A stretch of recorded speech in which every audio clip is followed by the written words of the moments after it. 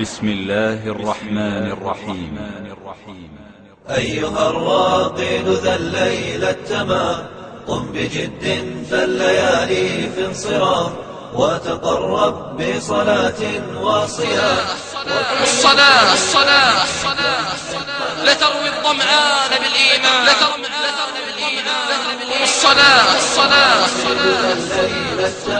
الصلاة تغيث اللهفان بالأمان والإطمئنان. الصلوات. كيف يليق بالمسلم أن يسهر على محرم ثم والعياذ بالله ينام عن ركن من أركان الإسلام؟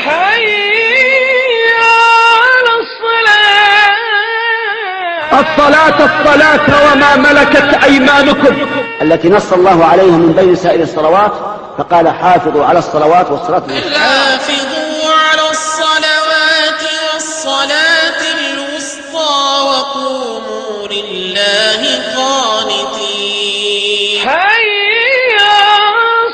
الصلاة روضة من رياض الإيمان والعلم، لأنها روضة، والله روضة لمن أحيا الله قلبه. أدي الصلاة كما أمر الله في أوقاتها في المساجد مع إخوانك في بيوت الله.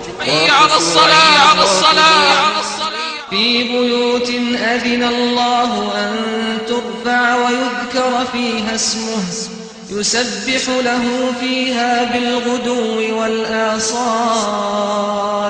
أنه ما سميت الصلاة صلاة إلا لأنها تصل بفاعلها والمحافظ عليها إلى الجنة، وتصل بتاركها والمتهاون فيها إلى النار، فأي طريق تريد؟ الصلاة.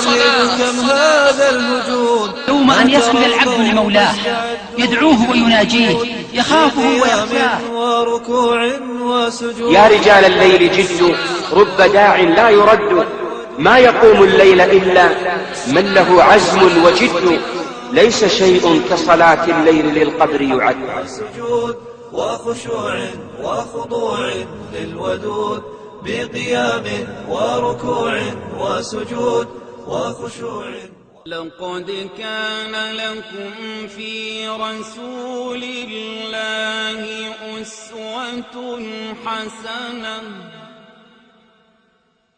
أسوة حسنة لمن كان يرجو الله واليوم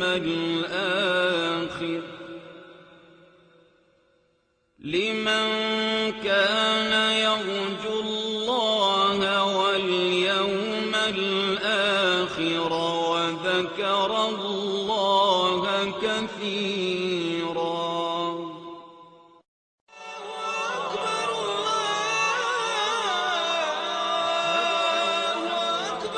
الحمد لله رب العالمين، والصلاة والسلام على نبينا محمد وعلى آله وصحبه अजमाइन।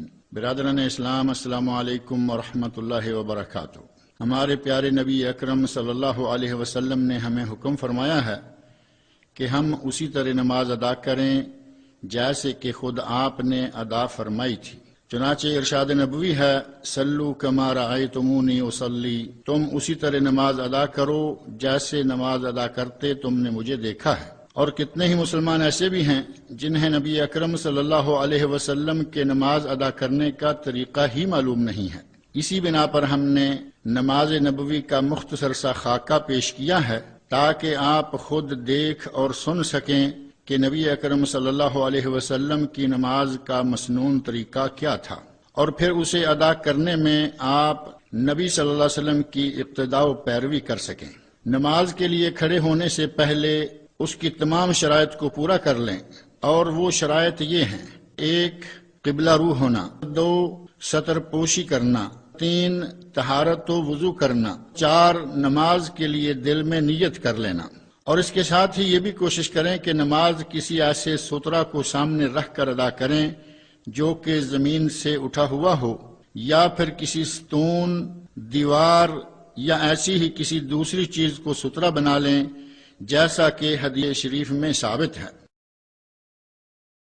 अब आप तकबीर कहने के लिए अल्लाह अकबर कहें, और तकबीर इस सीगा यानी अल्लाह अकबर के सिवा किसी दूसरे सीगे से कहना किफायत नहीं करता, और ये तकबीर खड़े होकर कहनी चाहिए کیونکہ نبی اکرم صلی اللہ علیہ وسلم کا ارشاد گرامی ہے کبر قائما، کھڑے ہو کر تکبیر کہو۔ اور اگر کوئی نمازی کھڑے ہو کر نماز ادا کرنے کی طاقت نہ رکھتا ہو تو اپنے حسب حال بیٹھ کر یا لیٹ کر نماز ادا کر لے، تکبیر کی ادائیگی میں جزم و اختصار سے کام لے، اس کی طبعی آواز اور اس کے طول سے اسے لمبا نہ کھینچے۔ اگر کوئی امام ہو تو وہ اتنی بلند آواز سے تکبیر کہے کہ اس کے پیچھے والے مقتدی تکبیر کی آواز سن لیں، اور اگر کوئی نمازی خود مقتدی یا اکیلا ہی ہو تو پھر وہ صرف زبان سے تکبیر کے الفاظ ادا کرے۔ اس میں صحیح تر دلائل کی روح سے یہ شرط بھی نہیں کہ تکبیر کے الفاظ آپ خود سن سکیں، لیکن تکبیر کے الفاظ کی ادائیگی کے لیے زبان کو ہلانا از بس ضروری ہے، یعنی محض دل کی ادائیگی کو تکبیر شمار نہیں کیا جائے گا۔ پھر نمازی تکبیر تحریمہ کہنے کے ساتھ ہی اپنے دونوں ہاتھوں کو اٹھائے۔ رفع الیدین کی ایک شکل تو یہ ہے، جبکہ اس کی دوسری صورت صحیح احادیث میں یہ بھی وارد ہوئی ہے کہ تکبیر تحریمہ سے متصل پہلے یا اس کے متصل بعد رفع الیدین کریں۔ رفع الیدین کا طریقہ یہ ہے کہ دونوں ہاتھوں کی انگلیاں کھلی ہوں، لیکن انہیں نہ تو دائیں بائیں بکھیر کر رکھے اور نہ ہی باہم بھینچ کر، اور رفع الیدین کرتے وقت اپنی انگلیوں کو اپنے کندھوں کے برابر تک اٹھائے۔ یہ نبی صلی اللہ علیہ وسلم سے ثابت شدہ طریقوں میں سے ایک ہے، جبکہ اس کا دوسرا طریقہ یہ بھی ہے کہ انگلیوں کو کانوں کی اوپر والی شاخوں تک لے جائے، اور نمازی کو اختیار ہے کہ وہ ان دونوں میں سے جو طریقہ چاہے اختیار کر لے۔ اور اس رفع الیدین میں مرد و زن یعنی مرد اور عورتیں سبھی برابر شامل ہیں، اور اگر کوئی شخص کسی مرض و عذر کی وجہ سے کوئی ایک ہاتھ نہ اٹھا سکے تو اسے چاہیے کہ وہ دوسرا ایک ہی ہاتھ ضرور اٹھائے، تاکہ ممکن حد تک تو سنت رسول صلی اللہ علیہ وسلم پر عمل پیرا ہو جائے۔ تکبیر تحریمہ اور رفع الیدین کے بعد نمازی اپنے دونوں ہاتھوں کو کہاں باندھے؟ اس کا جواب یہ ہے کہ وہ اپنے دونوں ہاتھوں کو سینے پر باندھ لے اور دائیں ہاتھ کو بائیں کے اوپر رکھے۔ اور صحیح احادیث شریفہ میں وارد ہاتھ باندھنے کے دو طریقوں میں سے ایک تو یہ ہے کہ اپنے دائیں کو بائیں ہاتھ کی پشت اور گٹ اور کلائی پر رکھے، اور اس کا دوسرا طریقہ یہ ہے کہ دائیں ہاتھ سے بائیں ہاتھ کو پکڑ لے۔ اگر کوئی کسی وقت ایک طریقہ اختیار کر لے اور کبھی دوسرا تو اس نے مکمل سنت کو پا لیا۔ اور دونوں ہاتھوں کو باندھنا سینے پر ہی ہوگا، نہ کہ ناف پر، اور نہ ناف سے نیچے اور سینے سے اوپر بھی نہیں۔ اور بعض ائمہ کرام نے اس انداز کو اختیار کیا ہے کہ اپنے دونوں ہاتھوں کو اپنے دونوں پستانوں کے درمیان باندھ لے۔ نماز میں اختصار جائز نہیں، اور اختصار کے بارے میں کہا گیا ہے کہ اپنے دونوں ہاتھوں کو اپنی دونوں کوکھوں یا کسی ایک ہاتھ کو اپنی کسی ایک کوکھ پر رکھنے کا نام اختصار ہے۔ اور یہ بھی کہا گیا ہے کہ اختصار سے مراد یہ ہے کہ نماز کو اتنا مختصر اور جلدی کر کے ادا کیا جائے جو نماز میں مطلوبہ اطمینان و سکون کے منافی ہے۔ نمازی دوران نماز اپنے مقام سجدہ پر نظر رکھے اور سر کو جھکائے رہے اور اپنی نگاہوں کو زمین کی طرف رکھے۔ برادران اسلام، سینے پر دونوں ہاتھوں کو باندھ لینا، سر کو جھکائے رکھنا اور نگاہوں کو جائے سجدہ پر جمائے رکھنا عزیز و غالب ذات الہی کے سامنے تذلل و انکساری کی ایک شکل اور اپنے رب کے سامنے با ادب کھڑے ہونے کا ایک انداز ہے۔ لہذا اسی انداز کو اپنانے کی کوشش کریں، اور یہ بھی ذہن میں رکھیں کہ اللہ تعالیٰ اس وقت تک اپنے نمازی بندے کے روبرو رہتا ہے جب تک وہ ادھر ادھر نہ جھانکنے لگے۔ اب تکبیر تحریمہ کے بعد افتتاح و آغاز نماز والی وہ عظیم دعائیں کریں جو کہ اس مقام پر کی جاتی ہیں۔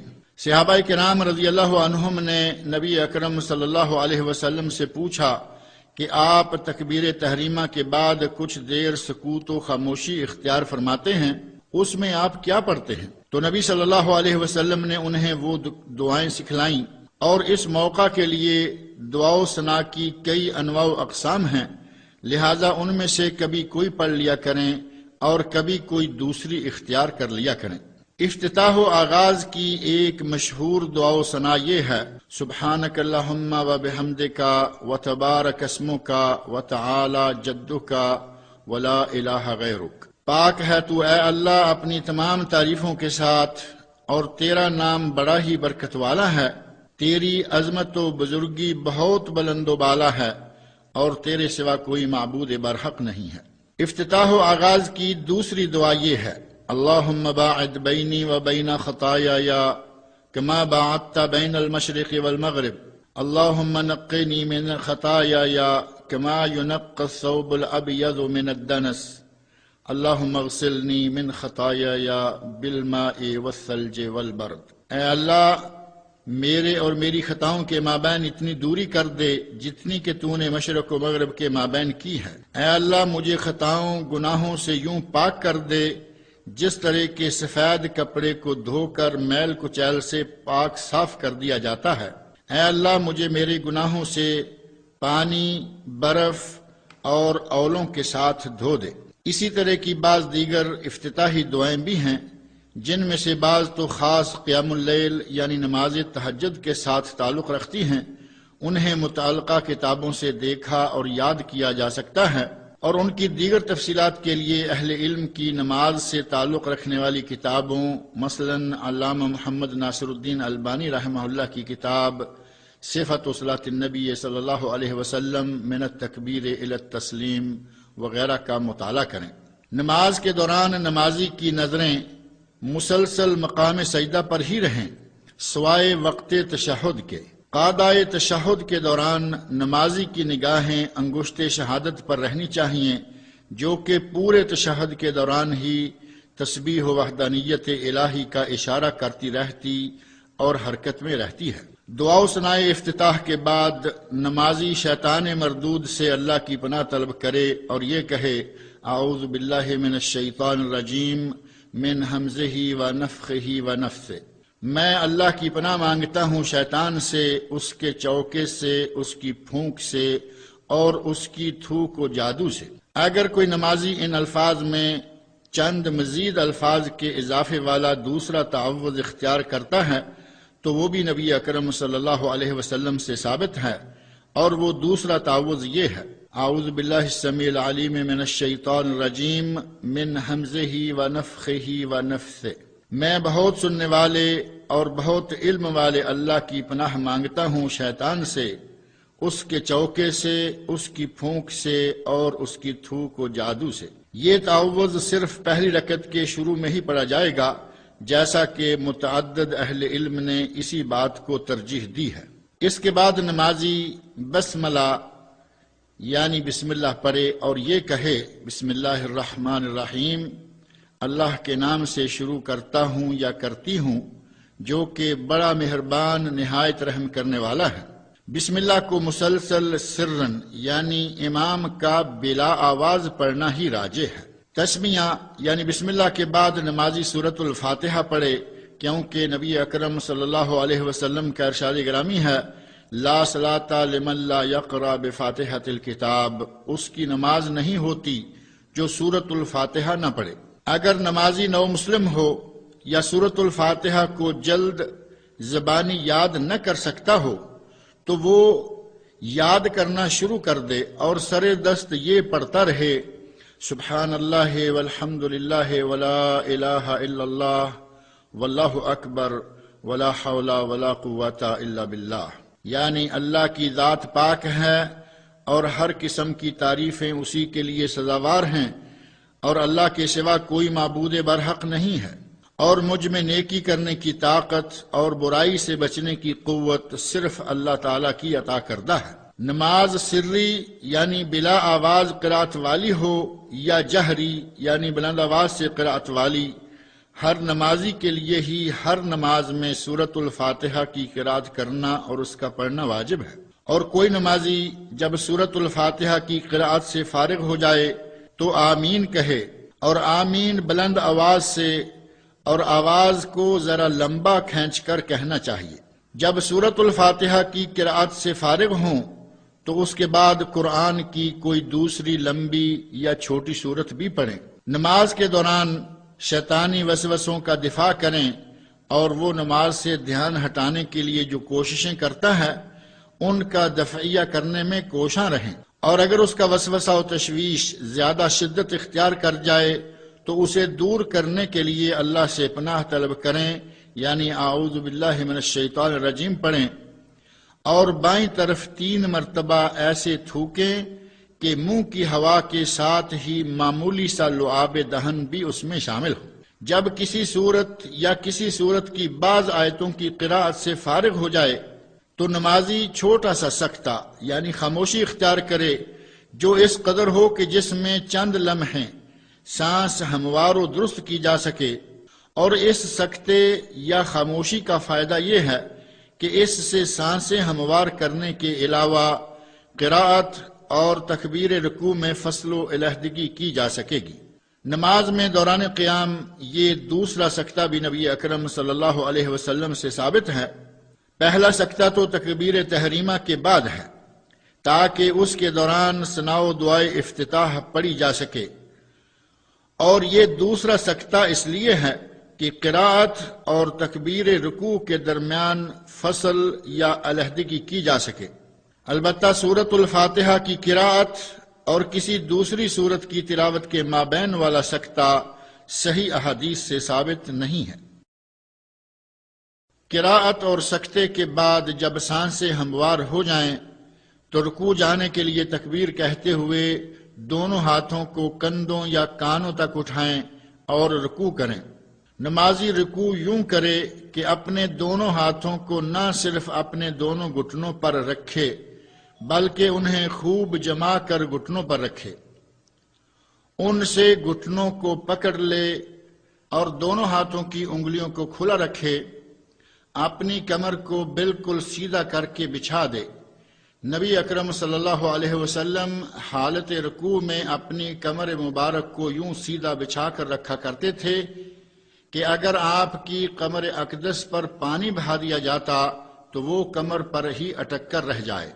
نبی اکرم صلی اللہ علیہ وسلم رکوع میں یہ کہا کرتے تھے، سبحان ربی العظیم، پاک ہے میرا رب عظمت والا، یا پھر آپ یہ کہتے سبحان ربی العظیم و بحمدہ، پاک ہے میرا رب اپنی عظمت اور اپنی تعریفوں کے ساتھ۔ اور یہ دونوں تسبیحات ہی صحیح اور ثابت ہیں۔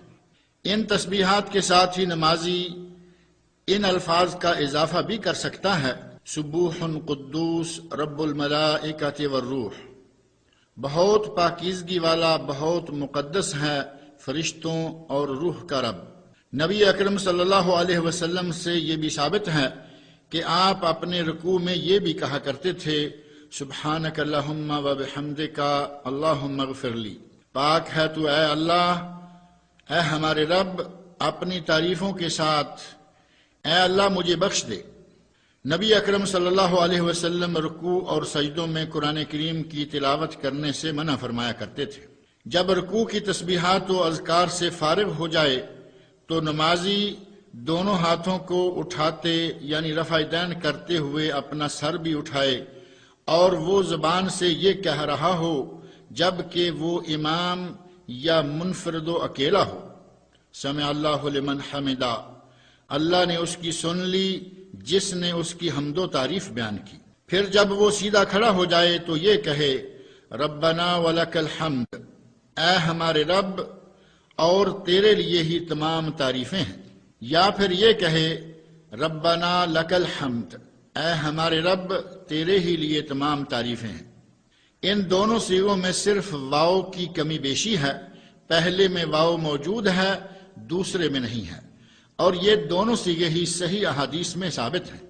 اگر ان دونوں کے شروع میں ایک لفظ کا اضافہ کرتے ہوئے یہ کہے اللہم ربنا لک الحمد، اے اللہ اے ہمارے رب تیرے لیے ہی تمام تعریفیں ہیں، یا پھر یہ کہے اللہم ربنا ولک الحمد، اے اللہ اے ہمارے رب اور تیرے لیے ہی تمام تعریفیں ہیں، تو یہ دونوں صیغے بھی صحیح احادیث میں ثابت ہیں۔ اگر کوئی نمازی ان صیغوں کے آخر میں ان کلمات کا اضافہ کر دے تو یہ بھی ایک عظیم ذکر الہی ہے جس سے فرشتے اٹھا لے جاتے ہیں، یعنی ربنا لک الحمد کے بعد ملء السماوات وملء الارض وملء ما بینہما وملء ما شئت من شیء بعد۔ اے ہمارے رب، تیرے لیے ہی سب تعریفیں ہیں، اتنی جن سے آسمان بھر جائے اور زمین بھر جائے اور ان دونوں کی درمیانی پہنائیاں بھر جائیں، اور اس کے بعد جو پیمانہ تو چاہے بھر جائے۔ اس جگہ ایک سوال ذہن میں آتا ہے کہ نمازی رکوع سے اٹھنے کے بعد قوما کی حالت میں اپنے ہاتھوں کو کہاں رکھے؟ تو اس کا جواب یہ ہے کہ نمازی رکوع سے سر اٹھانے کے بعد قوما کی حالت میں اپنے دونوں ہاتھوں کو اسی طرح اپنے سینے پر باندھ لے جیسے کہ اس نے رکوع سے پہلے باندھے ہوئے تھے۔ یہ بعض اہل علم کی رائے ہے، جبکہ اگر رکوع سے سر اٹھا لینے کے بعد نمازی اپنے ہاتھوں کو نیچے لٹکا دے تو یہ بھی نہ صرف یہ کہ جائز ہے بلکہ جمہور اہل علم کا یہی مسلک ہے۔ جب رکوع کے بعد قوما میں اعتدال کے ساتھ خوب سیدھے کھڑے ہو کر ان اذکار سے نمازی فارغ ہو جائے تو سجدہ کے لیے جھک جائے اور زمین کی طرف بڑھتے وقت تکبیر یعنی اللہ اکبر بھی کہے۔ لیکن یہاں سوال یہ ہے کہ نمازی سجدہ کرتے وقت زمین پر پہلے اپنے دونوں ہاتھ رکھے یا گھٹنے؟ اس سلسلہ میں علماء کے مابین اختلاف رائے پایا جاتا ہے کہ زمین پر پہلے دونوں ہاتھ رکھے یا گھٹنے، اور ہم یہ دیکھنا چاہتے ہیں کہ ان دونوں آراء میں سے سنت رسول صلی اللہ علیہ وسلم کے زیادہ مطابق کیا ہے۔ چنانچہ علماء کرام کے ہر فریق کے پاس اپنی اپنی رائے کو ثابت کرنے کے لیے دلائل موجود ہیں، لیکن ان دونوں میں سے صحیح ترین رائے یہی ہے کہ نمازی سجدہ جاتے وقت زمین پر پہلے اپنے دونوں ہاتھ رکھے اور پھر گھٹنے۔ البتہ یہاں یہ بھی کہہ دینا مناسب معلوم ہوتا ہے کہ کوئی شخص دونوں آراء میں سے جس کسی کو بھی اختیار کر لے وہی مقبول ہے، کیونکہ اس مسئلہ میں علماء کی آراء میں اختلاف متعلقہ نصوص سنت یا احادیث کو الگ الگ معنی میں سمجھنے کی وجہ سے ہے۔ نمازی اپنے 7 اعضاء پر سجدہ کرے، دونوں قدموں کی انگلیوں، دونوں گھٹنوں، دونوں ہاتھوں اور پیشانی پر، جبکہ ناک کو بھی زمین پر لگانا پیشانی کے ساتھ ہی شامل ہے۔ حالت سجدہ میں اپنی دونوں کوہنیوں اور پہلوؤں کو دور دور رکھے، اسی طرح اپنے پیٹ اور اپنی دونوں رانوں کو بھی الگ الگ رکھے، پیٹ کو رانوں کے ساتھ نہ لگائے۔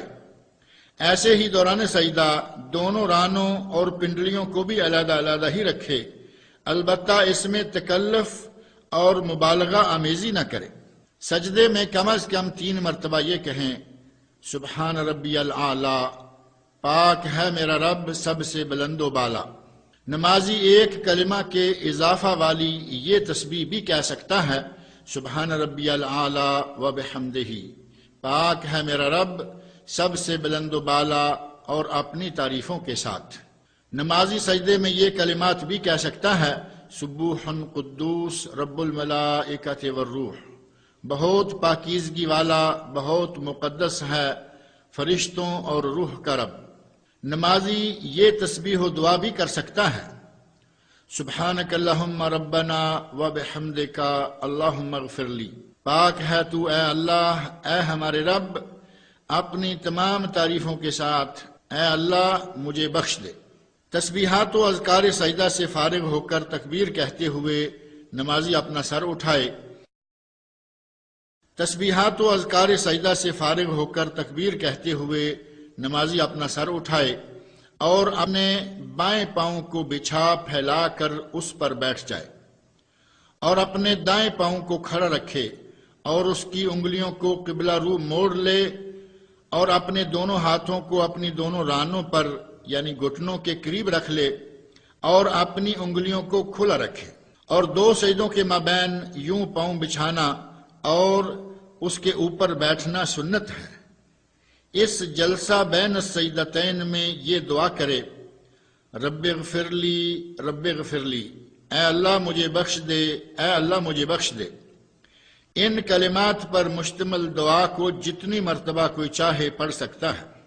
اس جلسہ میں نمازی کو یہ دعا بھی کرنی چاہیے، رب اغفر لی وارحمنی واجبرنی وارفعنی واہدنی وعافنی وارزقنی، اے اللہ مجھے بخش دے اور مجھ پر رحم فرما اور میرے نقصانات پورے کر دے اور مجھے بلندی عطا فرما اور مجھے ہدایت دے اور مجھے صحت و عافیت سے نواز اور مجھے رزق عطا کر۔ یہ ایک عظیم دعا ہے جس میں دنیا و آخرت کی تمام بھلائیاں جمع ہو گئی ہیں۔ دونوں سجدوں کے درمیان والے جلسے اور سجود کے طول اور وقت میں برابری کرنا سنت رسول صلی اللہ علیہ وسلم ہے، بلکہ 4 ارکان نماز ایسے ہیں جن کی لمبائی و وقت میں قریب قریب برابری کرنا سنت ہے، اور وہ 4 ارکان یہ ہیں: نمبر 1 رکوع، نمبر 2 رکوع سے اٹھنا یعنی قومہ، نمبر 3 دونوں سجدے، اور نمبر 4 دونوں سجدوں کے درمیان والا جلسہ۔ اب اسی طرح دوسری رکعت بھی پڑھیں، اور دوسری رکعت مکمل کر کے نبی اکرم صلی اللہ علیہ وسلم تشہد پڑھنے کے لیے قعدہ کیا کرتے تھے، یعنی بیٹھا کرتے تھے۔ اگر 2 رکعتوں والی نماز ہوتی جیسے نماز فجر ہے تو نبی صلی اللہ علیہ وسلم بایاں پاؤں بچھا کر اس پر بیٹھ جاتے جیسا کہ 2 سجدوں کے درمیان بیٹھتے تھے۔ اسی طرح اگر 3 رکعتوں والی نماز یعنی مغرب یا 4 رکعتوں والی نماز ظہر و عصر و عشاء کا تشہد اول یا قعدہ اولا ہوتا تو بھی ایسے ہی بیٹھتے، اور بائیں ہاتھ کی ہتھیلی کو بائیں گھٹنے پر کھول کر رکھ دیتے اور دائیں ہاتھ کو دائیں گھٹنے پر رکھ کر اس کی ساری انگلیوں کو مٹھی کی طرح بند کر لیا کرتے تھے۔ البتہ انگوٹھے کے ساتھ والی انگلی انگشت شہادت سے قبلہ کی طرف اشارہ وحدانیت الہی کرتے تھے۔ نبی صلی اللہ علیہ وسلم انگلی کو اٹھاتے اور جھکاتے تھے اور اس سے قبلہ کی طرف اشارہ فرماتے تھے اور اسے حرکت میں رکھتے تھے۔ جلسہ تشہد میں انگلی اٹھانے کے سلسلہ میں یہ سب امور نبی صلی اللہ علیہ وسلم کی سنت سے ثابت ہے۔ نبی صلی اللہ علیہ وسلم انگوٹھے اور درمیانی انگلی سے حلقہ یعنی دائرہ بناتے اور انگشت شہادت کو اٹھاتے تھے۔ یہ طریقہ تو ایک ہے، جبکہ کبھی نبی صلی اللہ علیہ وسلم درمیانی انگلی کو انگوٹھے سے پکڑ لیتے اور انگشت شہادت کو اٹھاتے اور اسے حرکت دیتے تھے، جبکہ اس وقت آپ دعا مانگ رہے ہوتے تھے۔ اور یہ دوسرا طریقہ و کیفیت ہے، اور یہ دونوں طریقے صحیح احادیث رسول صلی اللہ علیہ وسلم میں جب اس ذکر کیے گئے انداز سے نبی صلی اللہ علیہ وسلم بیٹھ جاتے تو پھر آپ التحیات پڑھتے، اور التحیات کے کئی صیغے نبی صلی اللہ علیہ وسلم کی صحیح احادیث میں وارد ہوئے ہیں اور وہ آپ سے ثابت ہیں۔ نمازی کو چاہیے کہ ان میں سے کبھی کوئی پڑھ لے اور کبھی کوئی دوسرا کسی دوسری نماز میں پڑھ لے، اسی طرح سے مختلف نمازوں میں الگ الگ صیغے پڑھ لیا کرے۔ ان صیغوں میں سے سب سے مشہور ترین صیغہ وہ ہے جو کہ حضرت عبداللہ بن مسعود رضی اللہ عنہ سے مروی اور تشہد ابن مسعود کے نام سے معروف ہے، اور متعدد اہل علم نے اسے ہی سب سے راجح قرار دیا ہے، اور وہ تشہد یہ ہے: التحیات للہ والصلوات والطیبات السلام علیک ایہا النبی ورحمۃ اللہ وبرکاتہ، السلام علینا وعلی عباد اللہ الصالحین، اشہد ان لا الہ الا اللہ واشہد ان محمدا عبدہ ورسولہ۔ تمام زبانی، بدنی اور مالی عبادتیں اللہ ہی کے لیے ہیں۔ سلام ہو آپ پر اے نبی، اور اللہ کی رحمتیں اور برکتیں نازل ہوں، اور سلام ہو ہم پر اور اللہ کے تمام نیک بندوں پر۔ میں شہادت دیتا ہوں کہ اللہ کے سوا کوئی معبود برحق نہیں ہے، اور میں اس بات کی بھی گواہی دیتا ہوں کہ حضرت محمد اللہ کے بندے اور اس کے رسول ہیں۔ اسی طرح ایک دوسرا تشہد بھی احادیث میں وارد ہوا ہے جو کہ ترجمان القرآن حضرت عبداللہ بن عباس رضی اللہ عنہما سے مروی اور تشہد ابن عباس کے نام سے ہی مشہور ہے، اور وہ تشہد یہ ہے: التحیات المبارکات الصلوات الطیبات للہ، السلام علیک ایہا النبی ورحمۃ اللہ وبرکاتہ، السلام علینا وعلی عباد اللہ الصالحین، اشہد ان لا الہ الا اللہ واشہد ان محمدا عبدہ ورسولہ۔ ہر طرح کی برکت والی زبانی، بدنی اور تمام شوائب سے پاک مالی عبادتیں اللہ ہی کے لیے ہیں۔ اے نبی، آپ پر سلامتی ہو اور اللہ کی رحمتیں اور اس کی برکتیں نازل ہوں۔ ہم پر اور اللہ کے تمام نیک بندوں پر بھی سلام۔ میں شہادت دیتا ہوں کہ اللہ کے سوا کوئی معبود برحق نہیں ہے، اور میں اس بات کی بھی گواہی دیتا ہوں کہ حضرت محمد صلی اللہ علیہ وسلم اللہ کے بندے اور اس کے رسول ہیں۔ جب 3 یا 4 رکعتوں والی نمازوں کے دوسرے تشہد کے لیے بیٹھیں تو اس میں اتحیات کے بعد نبی اکرم صلی اللہ علیہ وسلم پر صلاۃ یعنی درود شریف بھی پڑھیں۔ درود شریف کے بھی متعدد صیغے صحیح احادیث میں وارد ہوئے ہیں اور نبی صلی اللہ علیہ وسلم سے ثابت ہیں۔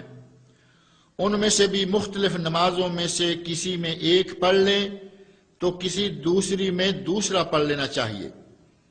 درود شریف کے بعض صیغے یہ ہیں: پہلا صیغہ اللہم صلی علی محمد وعلی آل محمد کما صلیت علی ابراہیم وعلی آل ابراہیم انک حمید مجید، اللہم بارک علی محمد وعلی آل محمد کما بارکت علی ابراہیم وعلی آل ابراہیم انک حمید مجید۔ اے اللہ، صلاۃ و درود بیج حضرت محمد پر اور حضرت محمد کی آل پر، جس طرح تو نے صلاۃ و درود بھیجا حضرت ابراہیم پر اور حضرت ابراہیم کی آل پر، بے شک تو تعریف والا اور بزرگی والا ہے۔ اے اللہ، برکت نازل فرما حضرت محمد پر اور حضرت محمد کی آل پر، جس طرح تو نے برکت نازل کی حضرت ابراہیم پر اور حضرت ابراہیم کی آل پر، یقیناً تو تعریف و بزرگی والا ہے۔ درود شریف کا ہی ایک دوسرا صیغہ یہ بھی ہے: اللہم صلی علی محمد وعلی ازواجہ وذریتہ کما صلیت علی آل ابراہیم وبارک علی محمد وعلی ازواجہ وذریتہ کما بارکت علی آل ابراہیم انک حمید مجید۔ اے اللہ، صلاۃ و درود بیج حضرت محمد اور آپ کی بیویوں اور اولاد پر، جس طرح کہ تو نے صلاۃ و درود بھیجا تھا حضرت ابراہیم کی آل پر، اور برکت نازل فرما حضرت محمد اور آپ کی بیویوں اور اولاد پر، جس طرح کہ تو نے برکت نازل فرمائی حضرت ابراہیم کی آل پر، بلا شبہ تو حمد و تعریف اور مجد و بزرگی والا ہے۔ 3 یا 4 رکعتوں والی نماز ہوتی تو قادہ تشہد کے لیے نبی صلی اللہ علیہ وسلم تورک کے انداز سے بیٹھتے، اور تورک یہ ہے کہ نمازی بائیں سرین کو زمین پر لگا دے اور بائیں پاؤں کو دائیں پنڈلی کے نیچے سے گزار کر دائیں طرف نکال دے اور دائیں پاؤں کو کھڑا رکھے، اور یہ بھی جائز ہے کہ دائیں پاؤں کو بھی بچھا لے، جیسا کہ صحیح احادیث میں یہ بھی ثابت ہے۔ نبی اکرم صلی اللہ علیہ وسلم فرمایا کرتے تھے کہ جب تم میں سے کوئی شخص دوسرے تشہد یعنی اتحیات اور صلاۃ و درود شریف سے فارغ ہو جائے تو 4 چیزوں سے اللہ کی پناہ مانگے اور یہ کہے: اللہم انی اعوذ بک من عذاب جہنم ومن عذاب القبر ومن فتنة المحیا والممات ومن شر فتنة المسیح الدجال۔ اے اللہ، میں تیری پناہ مانگتا ہوں عذاب جہنم و عذاب قبر سے اور موت و حیات کے فتنے سے اور کان دجال کے فتنہ کے شر سے۔ اسی حدیث شریف میں آگے نبی اکرم صلی اللہ علیہ وسلم کے ارشاد کے یہ الفاظ بھی ہیں: اس کے بعد پھر وہ نمازی اپنے لیے جو دعا چاہے مانگے۔ صحیح احادیث میں اس مقام کے لیے نبی اکرم صلی اللہ علیہ وسلم سے متعدد دعائیں وارد ہوئی ہیں، جن میں سے ہی بعض دعائیں یہ ہیں: پہلی دعا اللہم انی ظلمت نفسی ظلما کثیرا ولا یغفر الذنوب الا انت فاغفر لی مغفرۃ من عندک وارحمنی انک انت الغفور الرحیم۔ اے اللہ، میں نے اپنی جان پر بہت ظلم کیا ہے اور تیرے سوا کوئی گناہوں کو نہیں بخش سکتا، پس تو مجھے اپنی خاص مغفرت سے بخش دے اور مجھ پر رحم فرما، یقیناً تو ہی بہت بخشنے والا اور بے حد رحم و کرم کرنے والا ہے۔ یہ ایک انتہائی عظیم دعا ہے۔ اسے نبی اکرم صلی اللہ علیہ وسلم نے اپنے صحابی خاص اور تمام لوگوں میں سے محبوب ترین شخص حضرت ابوبکر صدیق رضی اللہ عنہ کے لیے اس وقت اختیار فرمایا تھا جب انہوں نے آپ سے درخواست کی تھی کہ نبی صلی اللہ علیہ وسلم انہیں کوئی ایسی دعا سکھلائیں جسے کہ وہ اپنے تشہد کے آخر میں کیا کریں، اور سلام پھیرنے سے پہلے والے تشہد میں کرنے کے لیے صحیح احادیث میں ثابت دعاؤں میں سے ہی ایک دعا یہ بھی ہے، اللہم اغفر لی ما قدمت وما اخرت وما اسررت وما اعلنت وما اسرفت وما انت اعلم به منی انت المقدم وانت المؤخر لا الہ الا انت۔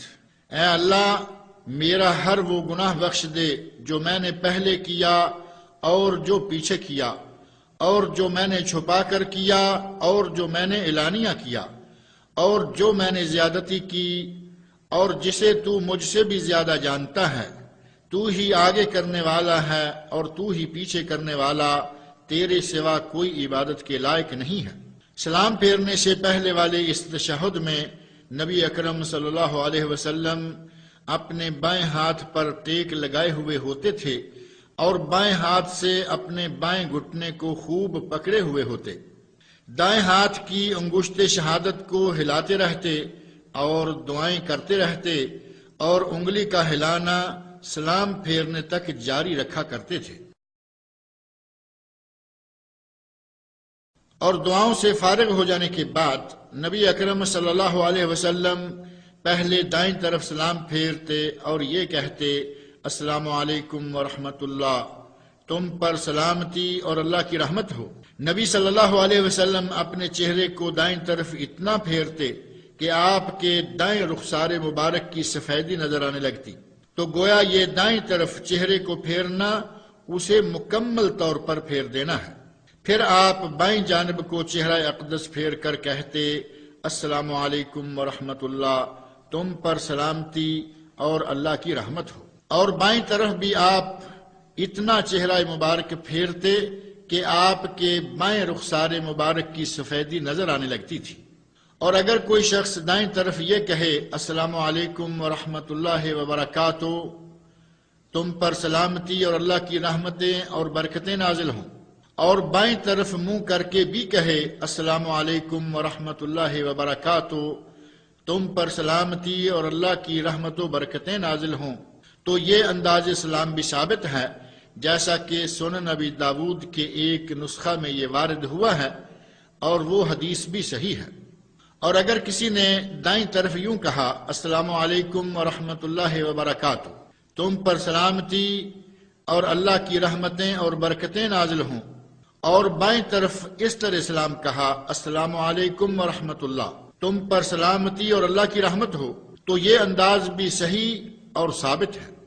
اگر کوئی نمازی ہمیشہ دائیں طرف السلام علیکم ورحمۃ اللہ اور بائیں طرف بھی ہمیشہ السلام علیکم ورحمۃ اللہ ہی کہتا ہے، تو اس میں بھی کوئی مذائقہ اور حرج نہیں ہے۔ سلام کے الفاظ اس وقت کہے جائیں جب نمازی اپنے چہرے کو دائیں اور بائیں موڑے ہوئے ہو۔ اے میرے مسلمان بھائی اور اے میری مسلمان بہن، نبی اکرم صلی اللہ علیہ وسلم کی نماز کے مطابق مسنون طریقہ سے نماز ادا کرنے کا اہتمام کریں تاکہ اللہ تعالیٰ سے اجر فراواں پائیں، کیونکہ سنت کو اپنانے میں اجر عظیم ہے، اور اللہ تعالیٰ کا ارشاد گرامی ہے، لَقَدْ كَانَ لَكُمْ فِي رَسُولِ اللَّهِ أُسْوَةٌ حَسَنَةٌ لِمَنْ كَانَ يَرْجُو اللَّهَ وَالْيَوْمَ الْآخِرَ وَذَكَرَ اللَّهَ كَثِيرًا۔ تمہارے لیے رسول اللہ کی ذات میں بہترین نمونہ ہے اس شخص کے لیے جو اللہ سے ملاقات اور روز قیامت کی امید رکھنے والا ہو اور اللہ کا بکثرت ذکر کرتا ہو۔ برادران اسلام، بعض لوگوں سے نماز میں کچھ غلطیاں سرزد ہوتی ہیں، جن میں سے بعض تو ایسی ہوتی ہیں کہ ان سے نماز ہی باطل و فاسد ہو جاتی ہے، اور بعض کے ارتکاب سے نمازی گناہگار ہوتا ہے، یا پھر بعض مکروہ افعال ایسے ہیں جن سے شارع علیہ السلام نے منع فرمایا ہے۔ لہذا اللہ تعالیٰ آپ پر رحم فرمائے، ان امور سے گریز و اجتناب کریں۔ اور وہ بعض غلطیاں یہ ہیں: نمبر 1، تکبیر تحریمہ ایسے وقت کہنا جبکہ نمازی کی کمر ابھی جھکی ہوئی ہی ہو، وہ پوری طرح سیدھی نہ ہوئی ہو، اور نہ ہی ابھی نمازی مکمل طور پر سیدھا کھڑا ہوا ہو۔ بعض لوگ ایسا اس وقت کرتے ہیں جب وہ جلدی جلدی مسجد میں داخل ہوتے ہیں اور امام رکوع جا چکا ہوتا ہے، اور وہ امام کے ساتھ رکوع کو پا لینا چاہتے ہیں۔ ایسے میں ان میں سے بعض نمازی ہوا میں ہی تکبیر کہہ دیتے ہیں اور ان کی کمر ٹیڑھی ہوتی ہے۔ ایسی تکبیر صحیح نہیں ہوتی، اور اس کا نتیجہ یہ نکلتا ہے کہ وہ نماز بھی صحیح نہ ہوگی۔ واجب یہ ہے کہ تکبیر مکمل قیام کی حالت میں کہی جائے اور اس وقت کمر مکمل طور پر سیدھی کھڑی ہو۔ نمبر 2، بعض نمازی قطعاً اطمینان اختیار نہیں کرتے، بلکہ جلدی جلدی کوے کے ٹھونگے مارنے جیسی حرکت کرتے ہیں، جبکہ نماز میں عدم اطمینان نماز کو عند اللہ غیر مقبول بنا دیتا ہے، بلکہ وہ تو ایسے ہوتا ہے جیسے اس نے نماز پڑھی ہی نہیں ہے۔ جیسا کہ اس بات کا پتہ وہ حدیث دے رہی ہے جسے نبی صلی اللہ علیہ وسلم نے ایسی نماز پڑھنے والے شخص سے مخاطب ہو کر فرمایا تھا: لوٹ جاؤ اور پھر نماز پڑھو، تم نے تو نماز پڑھی ہی نہیں۔ نمبر 3، لوگوں میں سے بعض ایسے ہیں کہ وہ صفوں کے پیچھے اکیلے ہی کھڑے ہو کر تکبیر تحریمہ کہہ دیتے ہیں، جبکہ اس وقت وہ اکیلے ہوتے ہیں، ان کے ساتھ دوسرا کوئی نمازی نہیں ہوتا۔ حالانکہ نبی اکرم صلی اللہ علیہ وسلم کا ارشاد گرامی ہے: صف کے پیچھے اکیلے نمازی کی نماز نہیں ہوتی۔ ہاں، اگر کسی کے ساتھ دوسرا کوئی نمازی نہ ہو جو اس کے ساتھ کھڑا ہو اور اسے خدشہ ہو کہ کسی کا انتظار کرنے سے نماز کی جماعت نکل جائے گی، ایسے عذر کی حالت میں وہ صف کے پیچھے اکیلا نماز ادا کر سکتا ہے اور اس کی یہ نماز صحیح ہوگی۔ نمبر 4، بعض لوگ امام سے پہلے بعض ارکان ادا کر لیتے ہیں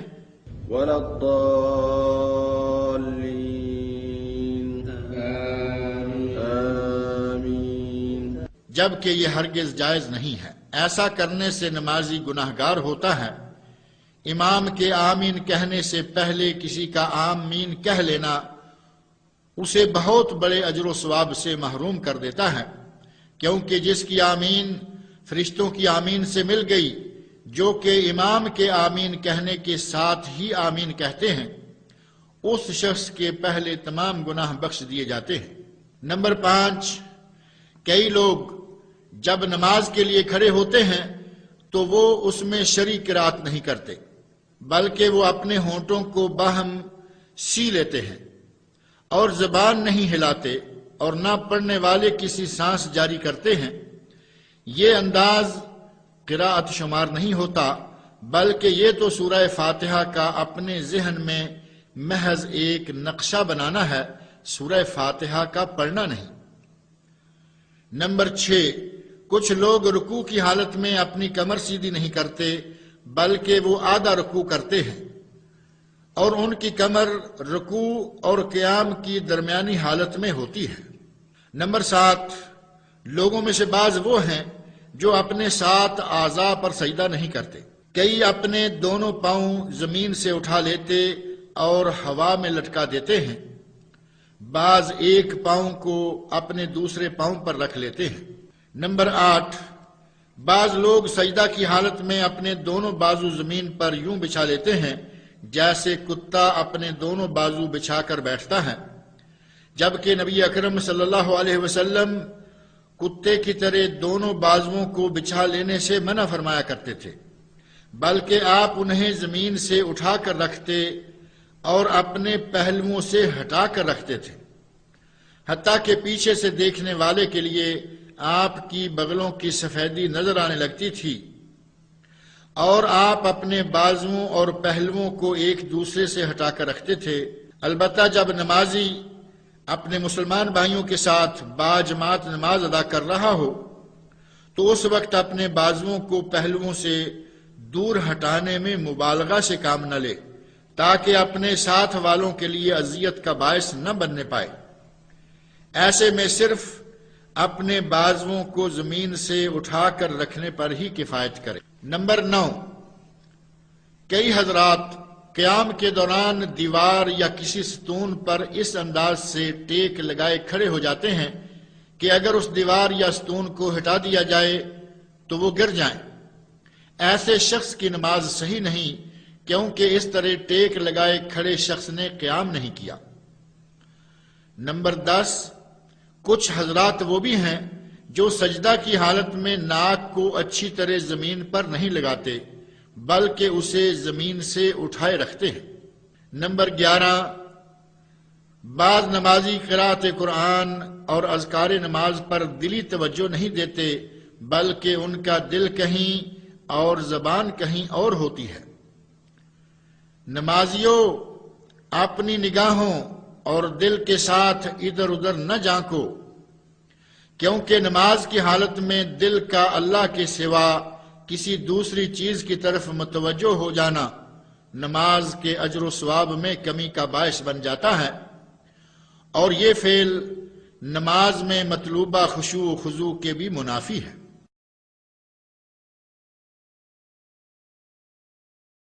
اللہ تعالیٰ سے دعا ہے کہ وہ ہمیں ہر اس چیز کی تعلیم فرمائے جو کہ ہمارے لیے مفید ہے، اور جو کچھ اس نے ہمیں سکھلایا ہے اسے ہمارے لیے نفع بخش بنا دے، اور ہمیں ہمارے دین کی فقاہت و سمجھ عطا فرمائے، اور ہمیں اپنے نبی صلی اللہ علیہ وسلم کی سنت کی اتباع و پیروی کرنے کی توفیق سے نوازے، اور ہمارے اعمال کو قبول فرمائے، اور ہمارے گناہ، افراط و تفریط اور کوتاہیاں ہمیں بخش دے۔ آمین۔ وصلی اللہ علی النبی الامی وعلی آلہ وصحبہ اجمعین۔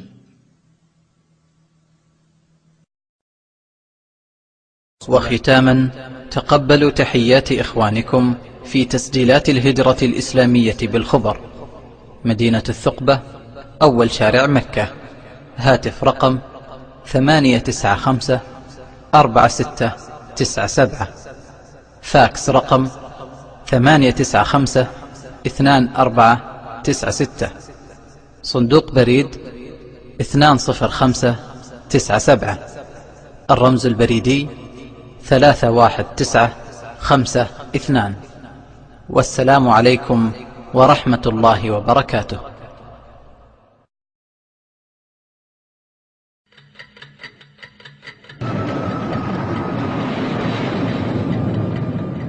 أينما كنت أو توجهت يبقى رفيقك دائما صوت الأذان يذكرك بالصلاة من البيت العتيق.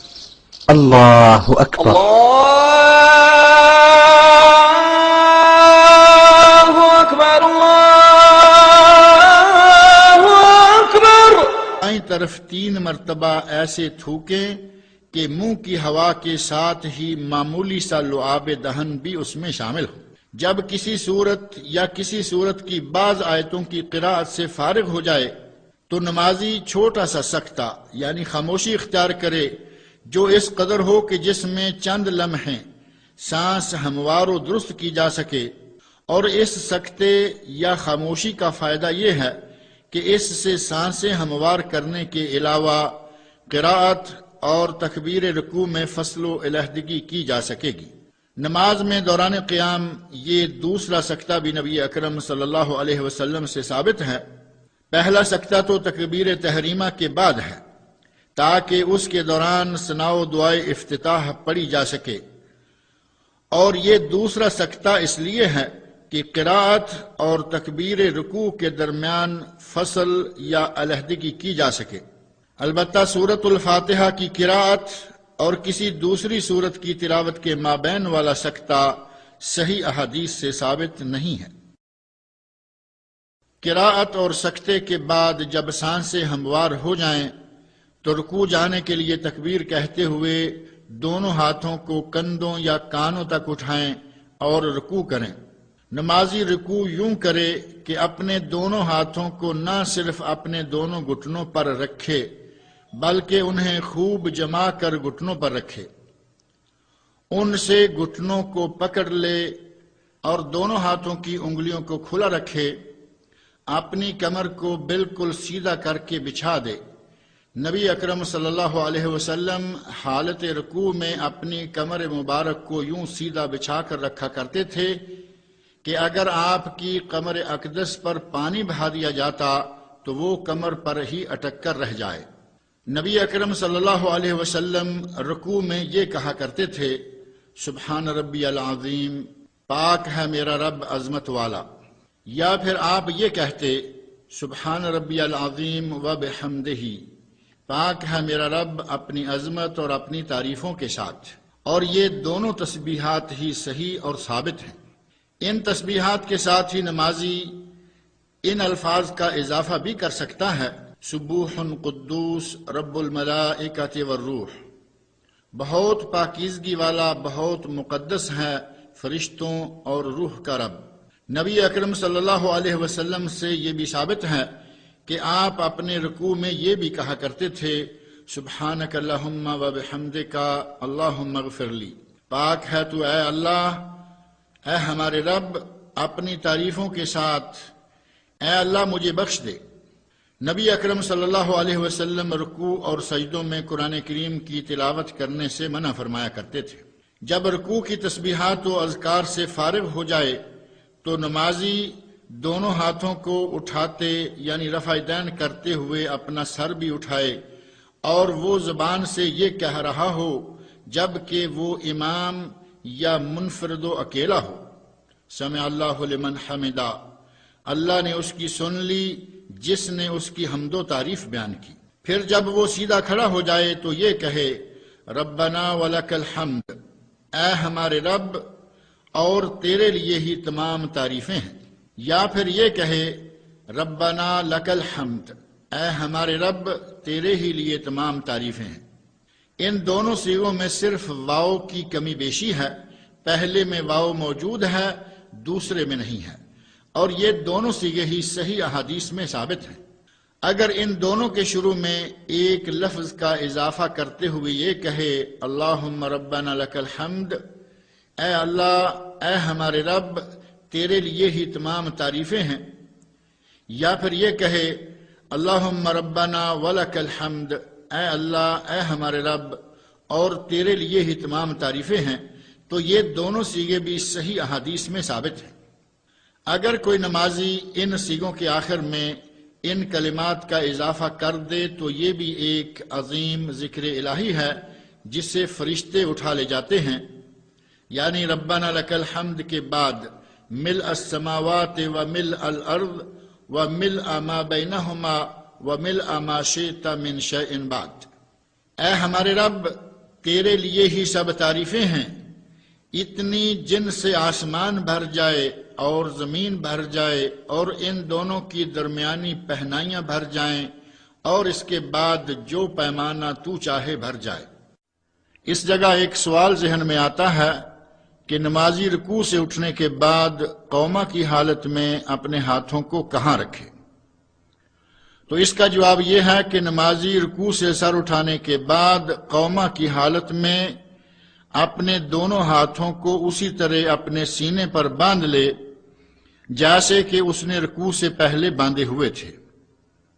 یہ بعض اہل علم کی رائے ہے، جبکہ اگر رکوع سے سر اٹھا لینے کے بعد نمازی اپنے ہاتھوں کو نیچے لٹکا دے تو یہ بھی نہ صرف یہ کہ جائز ہے بلکہ جمہور اہل علم کا یہی مسلک ہے۔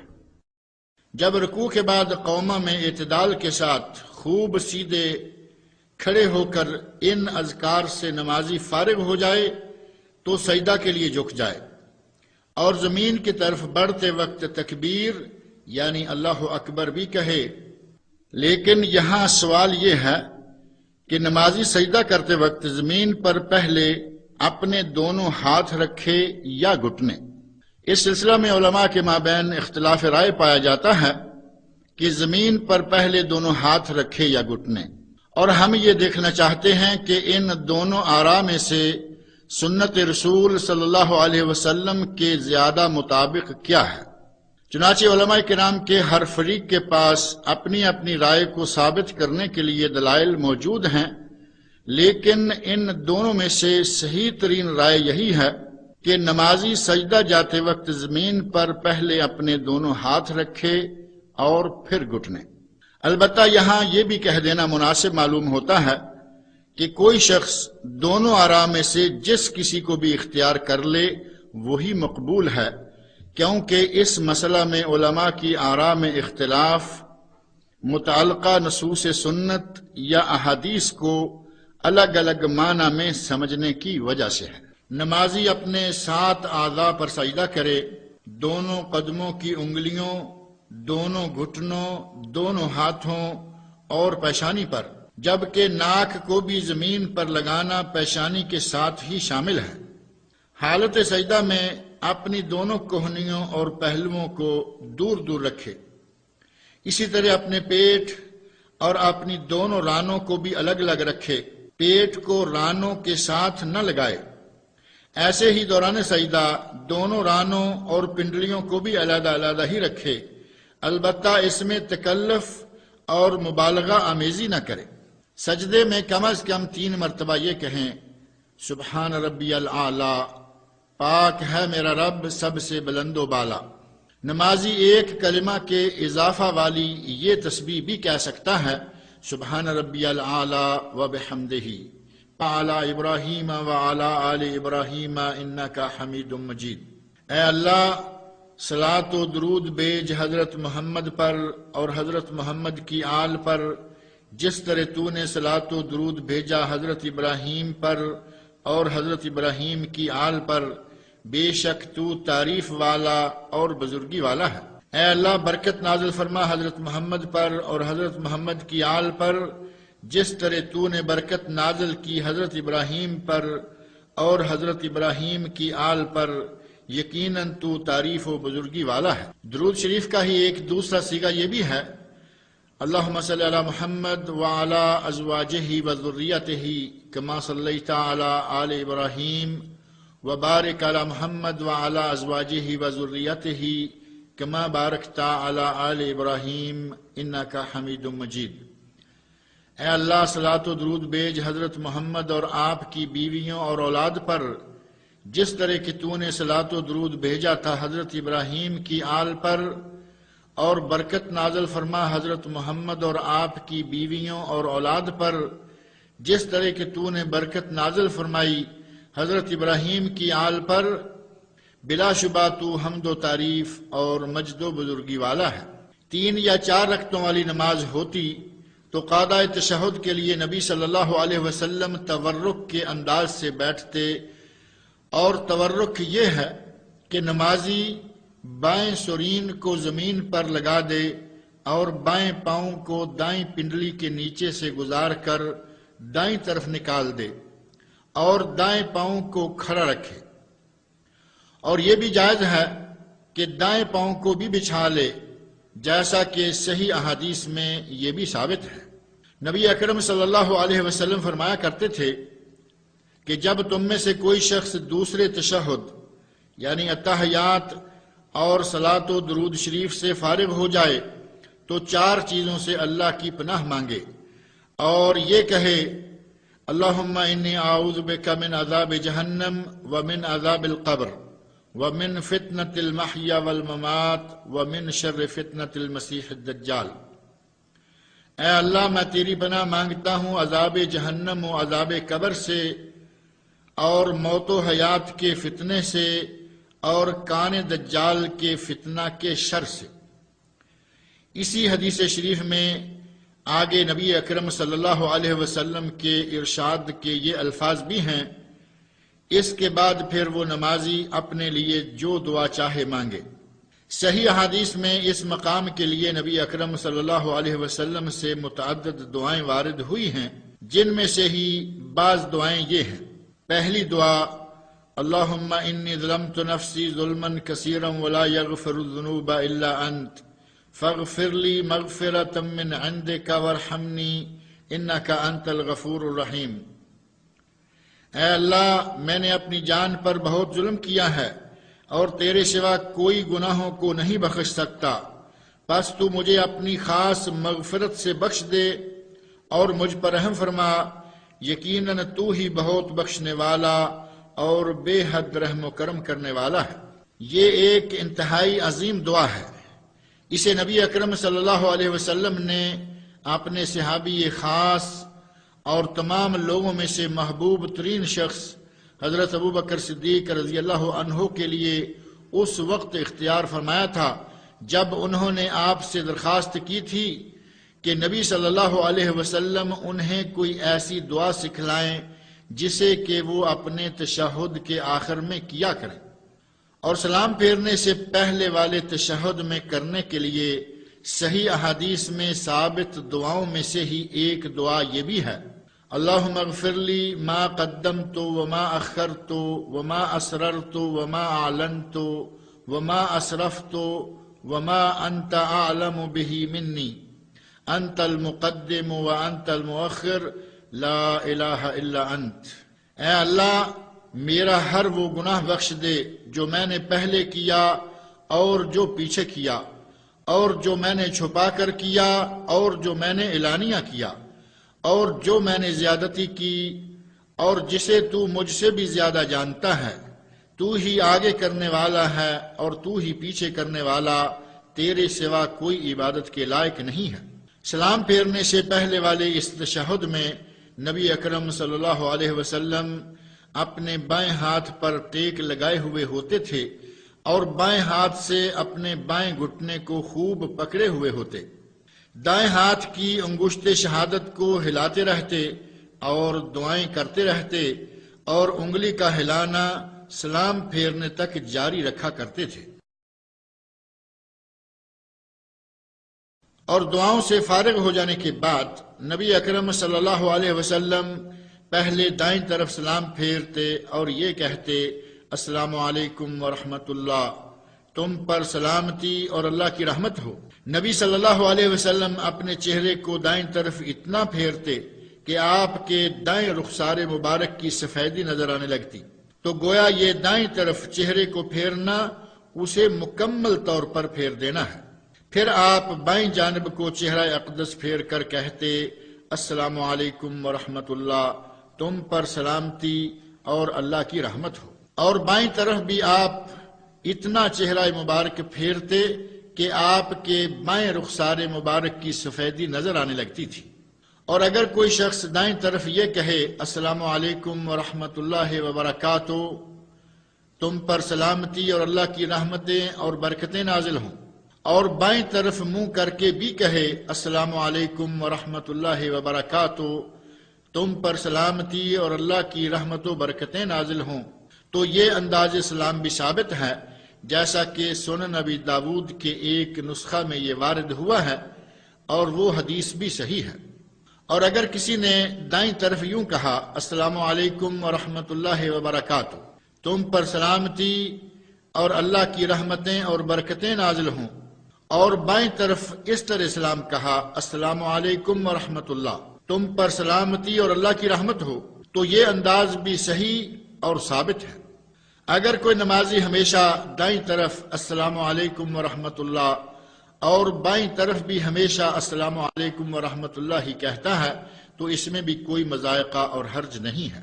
سلام کے الفاظ اس وقت کہے جائیں جب نمازی اپنے چہرے کو دائیں اور بائیں موڑے ہوئے ہو۔ اے میرے مسلمان بھائی اور اے میری مسلمان بہن، نبی اکرم صلی اللہ علیہ وسلم کی نماز کے مطابق مسنون طریقہ سے نماز ادا کرنے کا اہتمام کریں تاکہ اللہ تعالیٰ سے اجر فراواں پائیں، کیونکہ سنت کو اپنانے میں اجر عظیم ہے، اور اللہ تعالیٰ کا ارشاد گرامی ہے لَقَدْ كَانَ لَكُمْ فِي رَسُولِ اللَّهِ أُسْوَةٌ حَسَنَةٌ لِمَنْ كَانَ يَرْجُو اللَّهَ وَالْيَوْمَ الْآخِرَ وَذَكَرَ اللَّهَ كَثِيرًا۔ تمہارے لیے رسول اللہ کی ذات میں بہترین نمونہ ہے اس شخص کے لیے جو اللہ سے ملاقات اور روز قیامت کی امید، پاک ہے میرا رب سب سے بلند و بالا اور اپنی تعریفوں کے ساتھ۔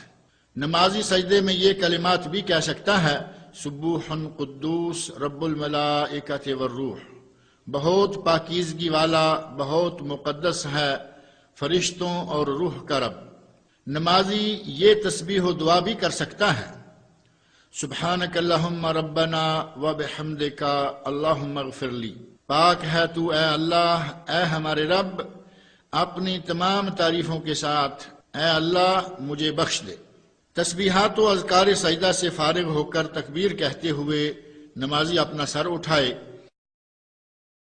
تسبیحات و اذکار سجدہ سے فارغ ہو کر تکبیر کہتے ہوئے نمازی اپنا سر اٹھائے اور اپنے بائیں پاؤں کو بچھا پھیلا کر اس پر بیٹھ جائے، اور اپنے دائیں پاؤں کو کھڑا رکھے اور اس کی انگلیوں کو قبلہ رو موڑ لے، اور اپنے دونوں ہاتھوں کو اپنی دونوں رانوں پر یعنی گھٹنوں کے قریب رکھ لے اور اپنی انگلیوں کو کھلا رکھے، اور دو سجدوں کے مابین یوں پاؤں بچھانا اور اس کے اوپر بیٹھنا سنت ہے۔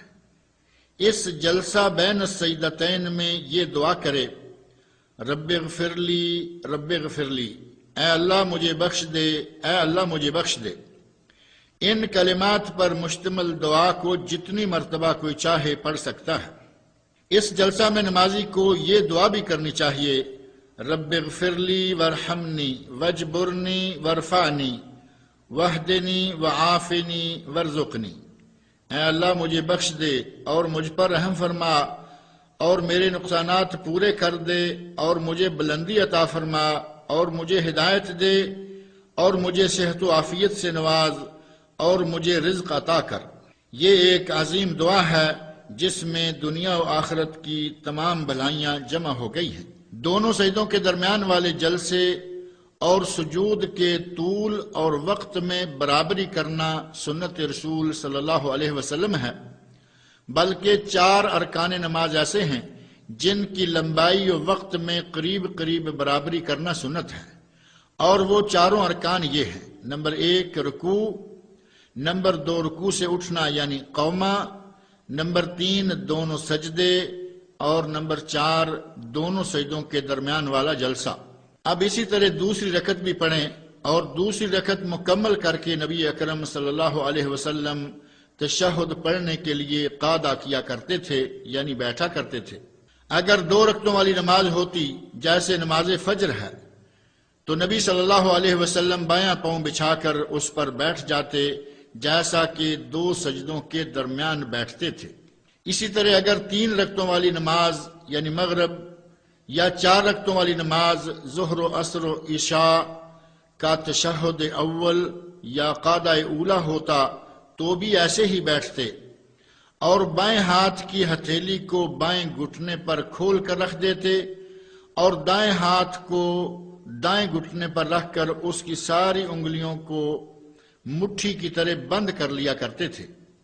البتہ انگوٹھے کے ساتھ والی انگلی انگشت شہادت سے قبلہ کی طرف اشارہ وحدانیت الہی کرتے تھے۔ نبی صلی اللہ علیہ وسلم انگلی کو اٹھاتے اور جھکاتے تھے اور اس سے قبلہ کی طرف اشارہ فرماتے تھے اور اسے حرکت میں رکھتے تھے۔ جلسہ تشہد میں انگلی اٹھانے کے سلسلہ میں یہ سب امور نبی صلی اللہ علیہ وسلم کی سنت سے ثابت ہے۔ نبی صلی اللہ علیہ وسلم انگوٹھے اور درمیانی انگلی سے حلقہ یعنی دائرہ بناتے اور انگشت شہادت کو اٹھاتے تھے۔ یہ طریقہ تو ایک ہے، جبکہ کبھی نبی صلی اللہ علیہ وسلم درمیانی انگلی کو انگوٹھے سے پکڑ لیتے اور انگشت شہادت کو اٹھاتے اور اسے حرکت دیتے تھے، جبکہ اس وقت آپ دعا مانگ رہے ہوتے تھے۔ اور یہ دوسرا طریقہ و کیفیت ہے اور یہ دونوں طریقے صحیح احادیث رسول صلی اللہ علیہ وسلم میں سے۔ جب اس ذکر کیے گئے انداز سے نبی صلی اللہ علیہ وسلم بیٹھ جاتے تو پھر آپ التحیات پڑھتے، اور التحیات کے کئی صیغے نبی صلی اللہ علیہ وسلم کی صحیح احادیث میں وارد ہوئے ہیں اور وہ آپ سے ثابت ہیں۔ نمازی کو چاہیے کہ ان میں سے کبھی کوئی پڑھ لے اور کبھی کوئی دوسرا کسی دوسری نماز میں پڑھ لے، اسی طرح سے مختلف نمازوں میں الگ الگ صیغے پڑھ لیا کرے۔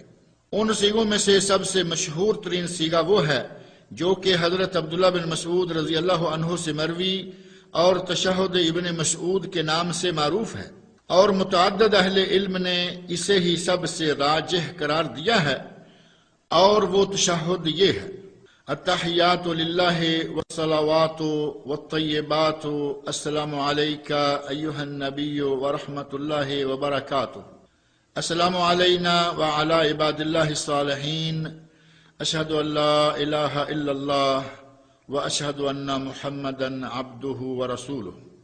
تمام زبانی، بدنی اور مالی عبادتیں اللہ ہی کے لیے ہیں۔ سلام ہو آپ پر اے نبی، اور اللہ کی رحمتیں اور برکتیں نازل ہوں، اور سلام ہو ہم پر اور اللہ کے تمام نیک بندوں پر۔ میں شہادت دیتا ہوں کہ اللہ کے سوا کوئی معبود برحق نہیں ہے، اور میں اس بات کی بھی گواہی دیتا ہوں کہ حضرت محمد اللہ کے بندے اور اس کے رسول ہیں۔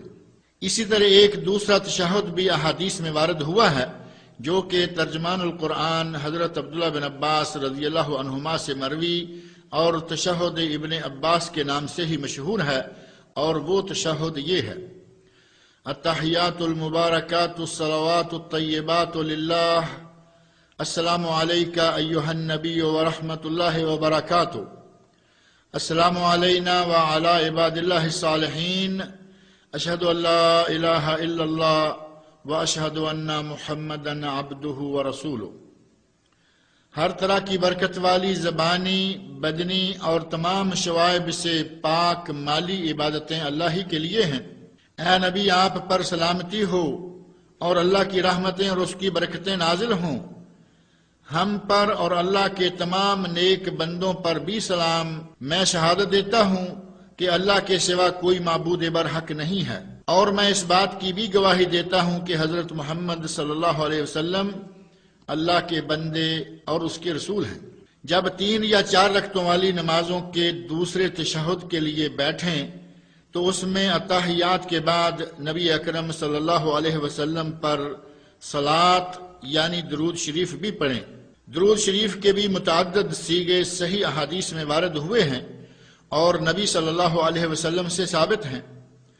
ان میں سے بھی مختلف نمازوں میں سے کسی میں ایک پڑھ لیں تو کسی دوسری میں دوسرا پڑھ لینا چاہیے۔ درود شریف کے بعض صیغے یہ ہیں: پہلا صیغہ اللہم صلی علی محمد وعلی آل محمد کما صلیت علی ابراہیم وعلی آل ابراہیم انکا حمید مجید، اللہم بارک علی محمد وعلی آل محمد کما بارکت علیہ وسلم پر عمل پیرا ہو جائے۔ تکبیر تحریمہ اور رفع الیدین کے بعد نمازی اپنے دونوں ہاتھوں کو کہاں باندھے؟ اس کا جواب یہ ہے کہ وہ اپنے دونوں ہاتھوں کو سینے پر باندھ لے اور دائیں ہاتھ کو بائیں کے اوپر رکھے، اور صحیح احادیث شریفہ میں وارد ہاتھ باندھنے کے 2 طریقوں میں سے ایک تو یہ ہے کہ اپنے دائیں کو بائیں ہاتھ کی پشت اور گٹ اور کلائی پر رکھے، اور اس کا دوسرا طریقہ یہ ہے کہ دائیں ہاتھ سے بائیں ہاتھ کو پکڑ لے۔ اگر کوئی کسی وقت ایک طریقہ اختیار کر لے اور کبھی دوسرا تو اس نے مکمل سنت کو پا لیا، اور دونوں ہاتھوں کو باندھنا سینے پر ہی ہوگا، نہ کہ ناف پر اور نہ ناف سے نیچے اور سینے سے اوپر بھی نہیں۔ اور بعض ائمہ کرام نے اس انداز کو اختیار کیا ہے کہ اپنے دونوں ہاتھوں کو اپنے دونوں پستانوں کے درمیان باندھ لے۔ نماز میں اختصار جائز نہیں، اور اختصار کے بارے میں کہا گیا ہے کہ اپنے دونوں ہاتھوں کو اپنی دونوں کوکھوں یا کسی ایک ہاتھ کو اپنی کسی ایک کوکھ پر رکھنے کا نام اختصار ہے۔ اور یہ بھی کہا گیا ہے کہ اختصار سے مراد یہ ہے کہ نماز کو اتنا مختصر اور جلدی کر کے ادا کیا جائے جو نماز میں مطلوبہ اطمینان و سکون کے منافی ہے۔ نمازی دوران نماز اپنے مقام سجدہ پر نظر رکھے اور سر کو جھکائے رہے اور اپنی نگاہوں کو زمین کی طرف رکھے۔ برادران اسلام، سینے پر دونوں ہاتھوں کو باندھ لینا، سر کو جھکائے رکھنا اور نگاہوں کو جائے سجدہ پر جمائے رکھنا عزیز و غالب ذات الہی کے سامنے تذلل و انکساری کی ایک شکل اور اپنے رب کے سامنے با ادب کھڑے ہونے کا ایک انداز ہے۔ لہذا اسی انداز کو اپنانے کی کوشش کریں اور یہ بھی ذہن میں رکھیں کہ اللہ تعالیٰ اس وقت تک اپنے نمازی بندے کے روبرو رہتا ہے جب تک وہ ادھر ادھر نہ جھانکنے لگے۔ اب تکبیر تحریمہ کے بعد افتتاح و آغاز نماز والی وہ عظیم دعائیں کریں جو کہ اس مقام پر کی جاتی ہیں۔ صحابہ کرام رضی اللہ عنہم نے نبی اکرم صلی اللہ علیہ وسلم سے پوچھا کہ آپ تکبیر تحریمہ کے بعد کچھ دیر سکوت و خاموشی اختیار فرماتے ہیں، اس میں آپ کیا پڑھتے ہیں؟ تو نبی صلی اللہ علیہ وسلم نے انہیں وہ دعائیں سکھلائیں، اور اس موقع کے لیے دعا و ثنا کی کئی انواع و اقسام ہیں، لہذا ان میں سے کبھی کوئی پڑھ لیا کریں اور کبھی کوئی دوسری اختیار کر لیا کریں۔ افتتاح و آغاز کی ایک مشہور دعا و ثنا یہ ہے: سبحانک اللہم و بحمدک و تبارک اسمک و تعالی جدک و لا الہ غیرک۔ پاک ہے تو اے اللہ اپنی تمام تعریفوں کے ساتھ، اور تیرا نام بڑا ہی برکت والا ہے، تیری عظمت و بزرگی بہت بلند و بالا ہے، اور تیرے سوا کوئی معبود برحق نہیں ہے۔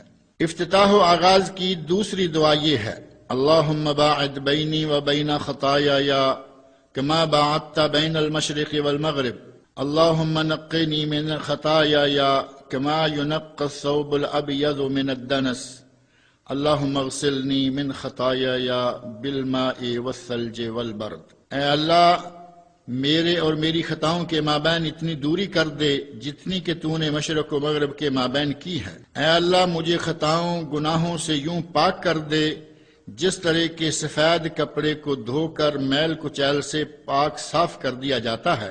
اے اللہ مجھے میرے گناہوں سے پانی، برف اور اولوں کے ساتھ دھو دے۔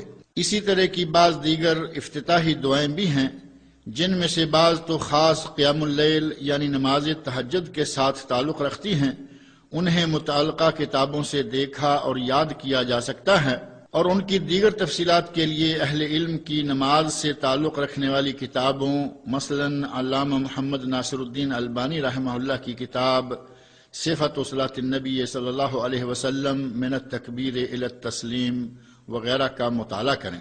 نماز کے دوران نمازی کی نظریں مسلسل مقام سجدہ پر ہی رہیں سوائے وقت تشہد کے۔ قادۂ تشہد کے دوران نمازی کی نگاہیں انگشت شہادت پر رہنی چاہیے، جو کہ پورے تشہد کے دوران ہی تسبیح و وحدانیت الہی کا اشارہ کرتی رہتی اور حرکت میں رہتی ہے۔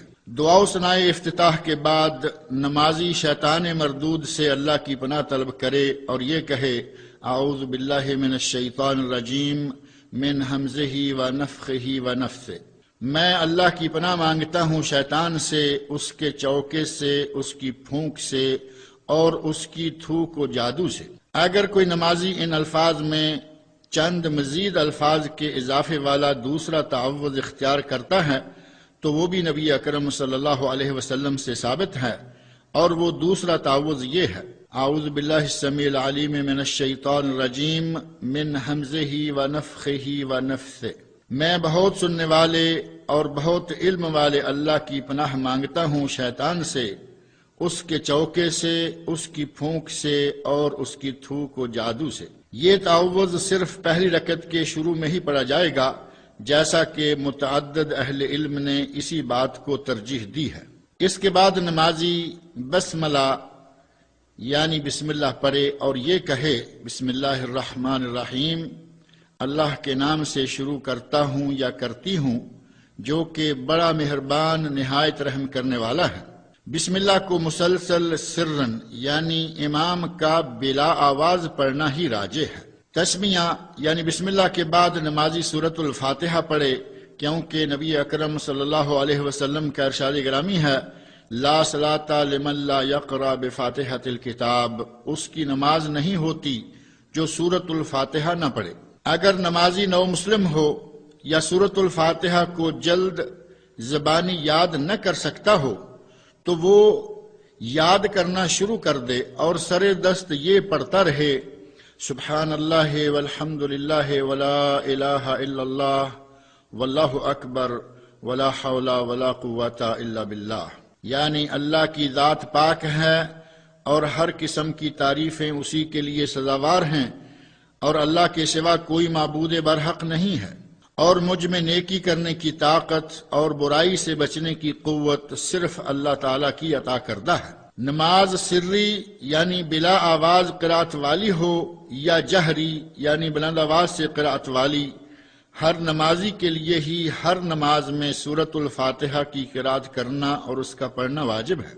और कोई नमाजी जब सूरतुल फातिहा की क़िराअत से फारिग हो जाए तो आमीन कहे, और आमीन बुलंद आवाज से और आवाज को जरा लंबा खींचकर कहना चाहिए। जब सूरतुल फातिहा की क़िराअत से फारिग हों तो उसके बाद कुरान की कोई दूसरी लंबी या छोटी सूरत भी पढ़ें। नमाज के दौरान शैतानी वसवसों का दिफा करें और वो नमाज से ध्यान हटाने के लिए जो कोशिशें करता है उनका दफ़इया करने में कोशां रहें, और अगर उसका वसवसा और तशवीश ज्यादा शिद्दत इख्तियार कर जाए तो उसे दूर करने के लिए अल्लाह से पनाह तलब करें, यानी आऊज़ु बिल्लाहि मिनश शैतानिर रजीम पढ़ें। और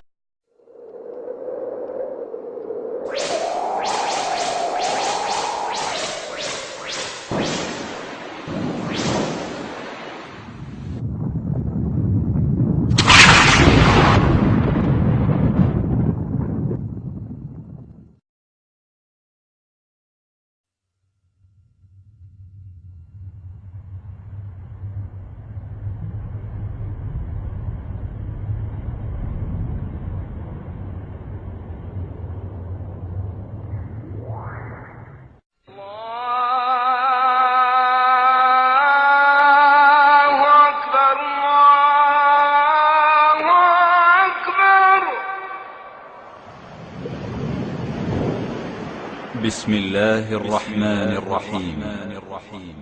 أيها الراقد ذا الليل التمام، قم بجد فالليالي في انصراف، وتقرب بصلاة وصيام. الصلاة لتروي الظمآن بالإيمان، الصلاة تغيث اللهفان بالأمان والإطمئنان. الصلوات.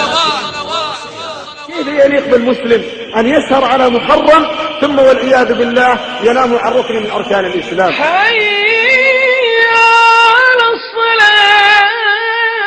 الصلاة وما ملكت أيمانكم التي نص الله عليها من بين سائر الصلوات، فقال حافظوا على الصلوات والصلاة الوسطى. حافظوا على الصلوات والصلاة الوسطى وقوموا لله قانتين. الصلاة روضة من رياض الإيمان والعلم، لأنها روضة والله روضة لمن أحيا الله قلبه. أدي الصلاة كما أمر الله في أوقاتها في المساجد مع إخوانك في بيوت الله. على الصلاة في بيوت أذن الله أن ترفع ويذكر فيها اسمه يسبح له فيها بالغدو والآصال. أنه ما سميت الصلاة صلاة إلا لأنها تصل بفاعلها والمحافظ عليها إلى الجنة، وتصل بتاركها والمتهاون فيها إلى النار، فأي طريق تريد؟ الصلاة. يوم أن يسجد العبد لمولاه يدعوه ويناجيه يخافه ويخشاه. يا رجال الليل جد رب داع لا يرد، ما يقوم الليل إلا من له عزم وجد، ليس شيء كصلاة الليل للقبر يعد. سجود وخشوع وخضوع للودود، بقيام وركوع وسجود وخشوع. لقد كان لكم في رسول الله أسوة حسنة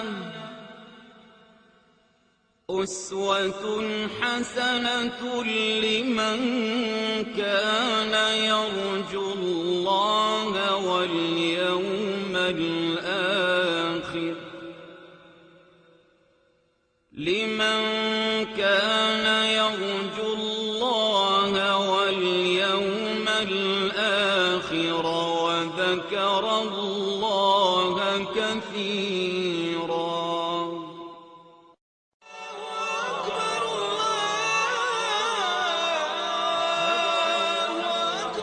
الحمد للہ رب العالمین والصلاة والسلام علی نبینا محمد وعلی آلہ وصحبہ اجمعین. برادران اسلام، السلام علیکم ورحمۃ اللہ وبرکاتہ. ہمارے پیارے نبی اکرم صلی اللہ علیہ وسلم نے ہمیں حکم فرمایا ہے کہ ہم اسی طرح نماز ادا کریں جیسے کہ خود آپ نے ادا فرمائی تھی. چنانچہ ارشاد نبوی ہے، صلو کما رأیتمونی اصلی، تم اسی طرح نماز ادا کرو جیسے نماز ادا کرتے تم نے مجھے دیکھا ہے. اور کتنے ہی مسلمان ایسے بھی ہیں جنہیں نبی اکرم صلی اللہ علیہ وسلم کے نماز ادا کرنے کا طریقہ ہی معلوم نہیں ہے. اسی بنا پر ہم نے نماز نبوی کا مختصر سا خاکہ پیش کیا ہے تاکہ آپ خود دیکھ اور سن سکیں کہ نبی اکرم صلی اللہ علیہ وسلم کی نماز کا مسنون طریقہ کیا تھا، اور پھر اسے ادا کرنے میں آپ نبی صلی اللہ علیہ وسلم کی اقتداء و پیروی کر سکیں. نماز کے لیے کھڑے ہونے سے پہلے اس کی تمام شرائط کو پورا کر لیں، اور وہ شرائط یہ ہیں: 1. قبلہ رو ہونا، 2. سطر پوشی کرنا، 3. طہارت و وضو کرنا، 4. نماز کے لیے دل میں نیت کر لینا. اور اس کے ساتھ ہی یہ بھی کوشش کریں کہ نماز کسی ایسے سترہ کو سامنے رکھ کر ادا کریں جو کہ زمین سے اٹھا ہوا ہو، یا پھر کسی ستون، دیوار یا ایسی ہی کسی دوسری چیز کو سترہ بنا لیں جیسا کہ حدیث شریف میں ثابت ہے. اب آپ تکبیر کہنے کے لیے اللہ اکبر کہیں، اور تکبیر اس صیغہ یعنی اللہ اکبر کے سوا کسی دوسرے صیغے سے کہنا کفایت نہیں کرتا، اور یہ تکبیر کھڑے ہو کر کہنی چاہیے، کیونکہ نبی اکرم صلی اللہ علیہ وسلم کا ارشاد گرامی ہے، کبر قائما، کھڑے ہو کر تکبیر کہو. اور اگر کوئی نمازی کھڑے ہو کر نماز ادا کرنے کی طاقت نہ رکھتا ہو تو اپنے حسب حال بیٹھ کر یا لیٹ کر نماز ادا کر لے. تکبیر کی ادائیگی میں جزم و اختصار سے کام لے، اس کی طبعی آواز اور اس کے طول سے اسے لمبا نہ کھینچے. اگر کوئی امام ہو تو وہ اتنی بلند آواز سے تکبیر کہے کہ اس کے پیچھے والے مقتدی تکبیر کی آواز سن لیں، اور اگر کوئی نمازی خود مقتدی یا اکیلا ہی ہو تو پھر وہ صرف زبان سے تکبیر کے الفاظ ادا کرے. اس میں صحیح تر دلائل کی روح سے یہ شرط بھی نہیں کہ تکبیر کے الفاظ آپ خود سن سکیں، لیکن تکبیر کے الفاظ کی ادائیگی کے لیے زبان کو ہلانا از بس ضروری ہے، یعنی محض دل کی ادائیگی کو تکبیر شمار نہیں کیا جائے گا. پھر نمازی تکبیر تحریمہ کہنے کے ساتھ ہی اپنے دونوں ہاتھوں کو اٹھائے. رفع الیدین کی ایک شکل تو یہ ہے، جبکہ اس کی دوسری صورت صحیح احادیث میں یہ بھی وارد ہوئی ہے کہ تکبیر تحریمہ سے متصل پہلے یا اس کے متصل بعد رفع الیدین کریں.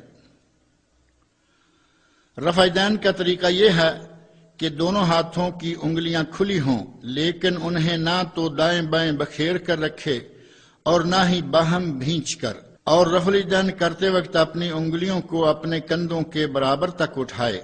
یہ نبی صلی اللہ علیہ وسلم سے ثابت شدہ طریقوں میں سے ایک ہے. جبکہ اس کا دوسرا طریقہ یہ بھی ہے کہ انگلیوں کو کانوں کی اوپر والی شاخوں تک لے جائے، اور نمازی کو اختیار ہے کہ وہ ان دونوں میں سے جو طریقہ چاہے اختیار کر لے. اور اس رفع الیدین میں مرد و زن یعنی مرد اور عورتیں سبھی برابر شامل ہیں. اور اگر کوئی شخص کسی مرض و عذر کی وجہ سے کوئی ایک ہاتھ نہ اٹھا سکے تو اسے چاہیے کہ وہ دوسرا ایک ہی ہاتھ ضرور اٹھائے تاکہ ممکن حد تک تو سنت رسول صلی اللہ